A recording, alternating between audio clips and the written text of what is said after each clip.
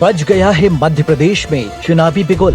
BJP Congress के साथ इस बार केजरीवाल और अखिलेश की पार्टी भी होगी चुनावी मैदान में। किसको मिलेगा जनता का समर्थन और किसको मिलेगी मात? एमपी एक्सप्रेस न्यूज की रहेगी पल पल नजर। चुनाव का सबसे तेज अपडेट देखिए सिर्फ एमपी एक्सप्रेस लाइव टीवी पर। एमपी एक्सप्रेस लाइव टीवी और हम सुसनेर विधानसभा क्षेत्र के ये कहेंगे नए परिसीमन चोमा में है और हमारे साथ में किसान है। हम इनसे जानना चाहेंगे कि क्या माहौल है यहाँ का और क्या चल रहा है, क्या माहौल है? हाँ भैया, कांग्रेस जीतेगी, बापू जीतेगा। कौन है बापू, कौन है? बेरू सिंह परियार। क्यों जीतेगा बापू? अच्छा काम कर रहा है, अच्छा रहे, काम करके बताएंगे, सर भी अच्छा रहा और बताएगा भी अच्छा है। कौन से गाँव रहते हो आप?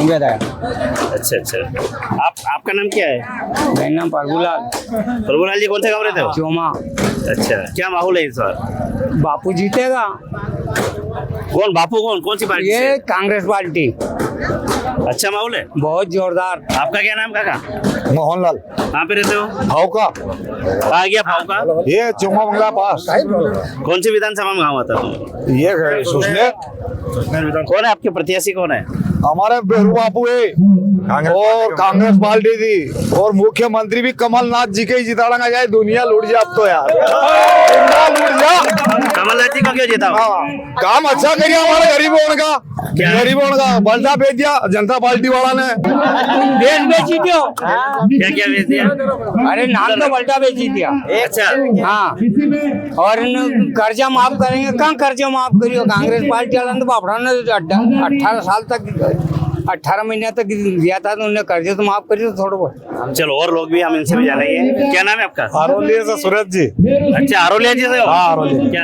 क्या माहौल है तुम्हारा गाँव? हमारा गांव में कांग्रेस जीतेगी सर। आरोलिया से कांग्रेस हाँ, जीतेगी? कहाँ गया आरोलिया है? ये आगे आखिरी काम आरोलिया। अच्छा। और क्या मतलब कांग्रेस की क्या विशेषता जो कांग्रेस को वोट दे रहे हो? कांग्रेस की ये विशेषता क्या है कि इन लोगों ने वायदा करा अभी तक नहीं पूरा किया। किन्ने नहीं किया पूरा? इनने बीजेपी वाले ने। तो इस बार बीजेपी की क्या स्थिति? बीजेपी की नहीं आएगी साहब। अच्छा, एक के बहुत आगे, इधर कांग्रेस में आगे। इधर एक निर्दलीय भी लड़ रहा है चुनाव, नहीं मिलेगा। जीतू पाटीदार, उसकी क्या कंडीशन? नहीं मिलेगा बहुत। जीतू पाटीदार बिल्कुल सर, अपने बीजेपी ने तो लाडली बहन उनको है ना बहन बनाकर और अपने जीजा उनको गिरवे मिल दिया। लाडली बहना उनने तो उनको बहन बना ली और राखी का टाइम आया तो 250 रुपए डाल के उनको उनके बहन बनाकर भानेज बनाकर और जीजा उनको कमर तोड़ के उनको गिरवे मिल दिए। तो आपको क्या लगता है इस बार सुसनेर से कौन? अपने बेरू सिंह बापू परियार साहब। कांग्रेस पार्टी जीतेगा भाई साहब। मैंने किसानों की कमर तोड़ दी। किसने तोड़ दी? शिवराज सिंह ने। डीजल पेट्रोल में शिवराज सिंह ने किसानों को कमर तोड़ दी। डीजल देखो तो क्या भाव, पेट्रोल देखो तो क्या भाव। अपनी पार्टी किसान उनको घर में बिठा दिया इन्होंने। और अब लाडली बहना सूझ रही इनको, इतना दिन की लाडली बहना नहीं सूझ रही थी। वैसे बीजेपी कहती काफी विकास किया है, ये किया है, उसमें कुछ भी नहीं किया है विकास। बहुत वादा किया लिया उन्होंने। चलो और जहाँ नायल वोट देते। अच्छा, जा नारियल और जहाँ नायल वोट देते। तुम्हारे यहाँ भी नारियल फूटे क्या? तुम्हारे यहाँ नारियल फूटे? अब यहाँ बहुत नारियल फूट गए साहब। तो विकास हुआ कि नहीं? कोई विकास नहीं हुआ। क्या नाम लिखते हो? भागीरथ मालवी, बीरा गाँव। आपका क्या नाम है? योगेंद्र सिंह। योगेंद्र सिंह जी, कौन सा गाँव रहते हो? आरोलिया से। अच्छा, आरोलिया से। जी सर। क्या है तुम्हारे गाँव का? हमारे यहाँ से बेरू सिंह बापू निकलेगा आपके। राणा जी 5 साल में हमारे गांव में आए नहीं, कोई विकास की बात ही नहीं हुई। 2 हम तो बापू को वोट देंगे आपके। अच्छा, कौन सी पार्टी से बापू? बापू कांग्रेस पार्टी से और हम बेरू सिंह बापू चाहे किसी पार्टी से हम बापू को ही वोट देंगे। मुख्यमंत्री किसका बनाओगे? मुख्यमंत्री बने कोई कुछ बने, हमको सिर्फ बेरू सिंह बापू सुसनेर में चाहिए। आपका क्या नाम? लाड सिंह राजपूत, बड़ा गांव से। कौन सा गाँव से? बड़ा गांव। चलो, नाम भी बढ़िया, गाँव भी बड़ा गाँव है। आप इस बार तुम्हारे क्षेत्र में क्या माहौल है? कांग्रेस का 1 नंबर माहौल है। बेरू सिंह जी बापू करीब 60-70 हजार वोट से जीतेंगे। क्या बात कर रहे हो? बिल्कुल पक्का, डंके की चोटी हमारा चैलेंज, हमारा वादा है। पर तुम्हारा वादा बढ़ा हूँ तो हमेशा बीजेपी जीतती, इस बार क्या होगा? एक बार अभी इस बार कम से कम 2000 वोट से ये अपने कांग्रेस पार्टी जीतेगी बेरू जोशी जी बापू परियार जीतेंगे? बिल्कुल पक्का डंका की चोट। हाँ भाई साहब, क्या नाम है आपका? मेरा नाम प्रेम नारायण इधर देखो, प्रेमनाथ जी कौन सा गाँव रहते हो? मांगलिया। मांगलिया गाँव में। हाँ। क्यों आए यहाँ पे? यहाँ पे आए कांग्रेस पार्टी के बहुत देवा बोले। क्या होगा समीकरण इस बार?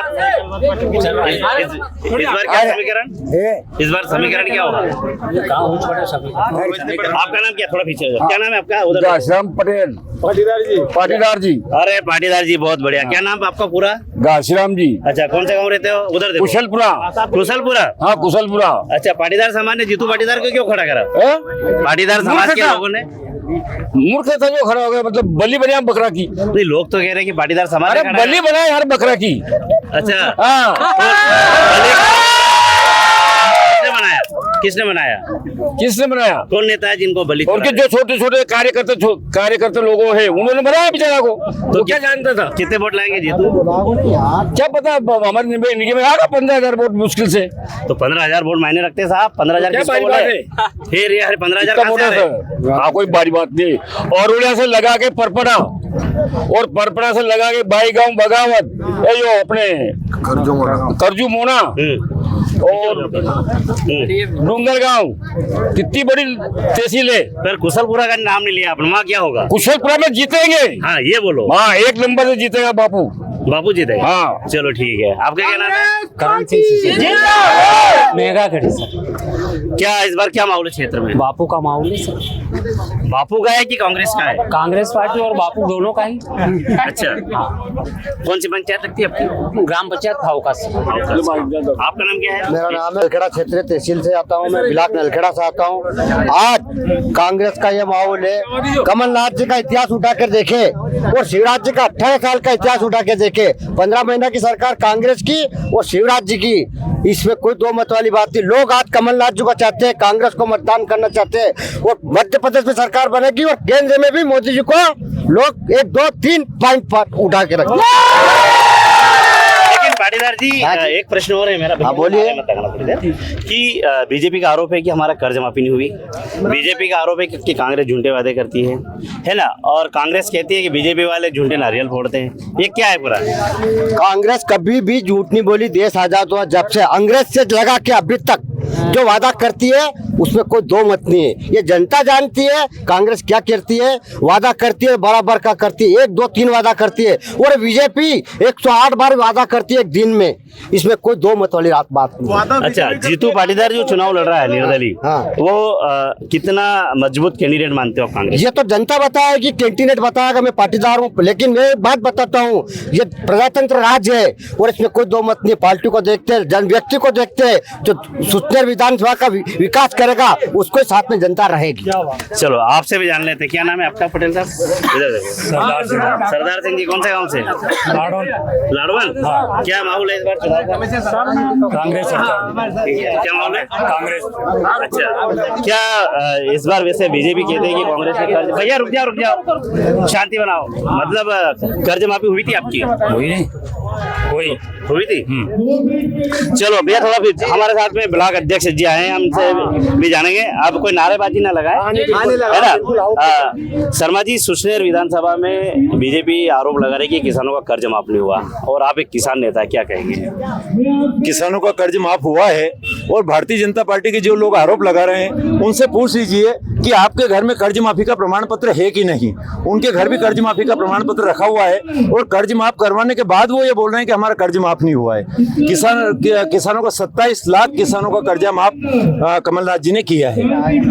सुसनेर विधानसभा में ये कहें कि अभी जैसे अपने कुछ कार्यकर्ता कह रहे थे कि यहाँ पे सिर्फ नारियल फोड़े जाते हैं, विकास नहीं हुआ है, इसमें कहाँ तक सहमत है आप?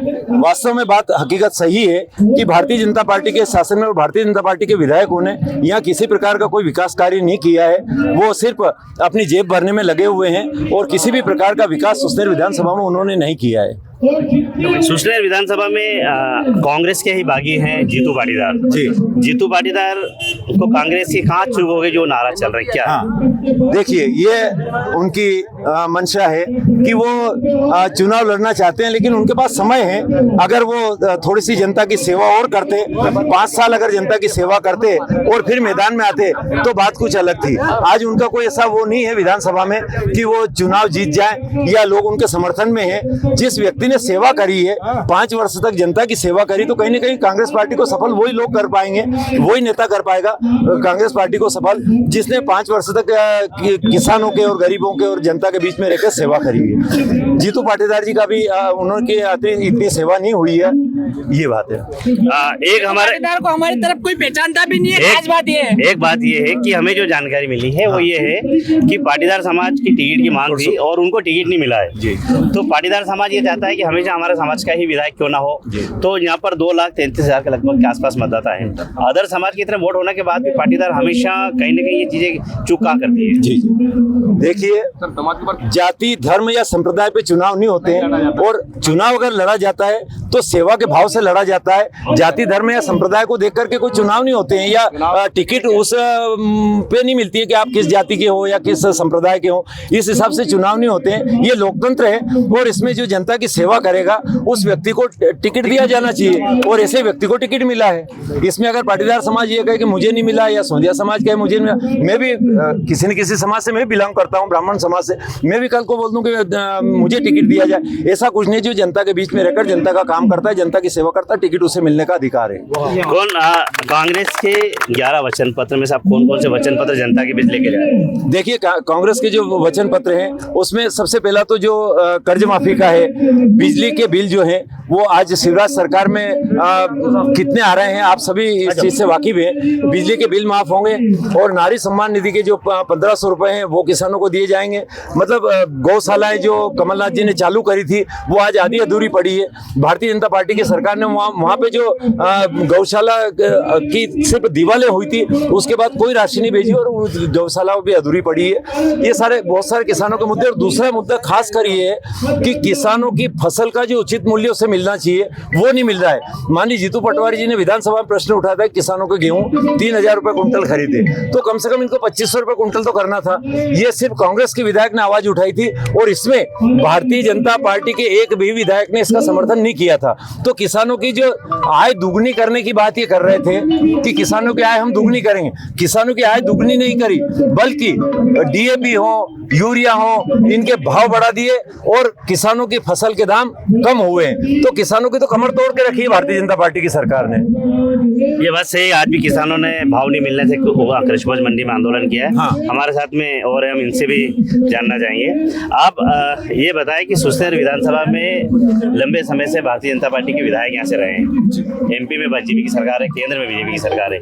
कोई ऐसी बड़ी 2 योजना बताएं जो केंद्र सरकार या बीजेपी इसकी जो सरकार में यहाँ पे लागू हुई है आपके क्षेत्र में।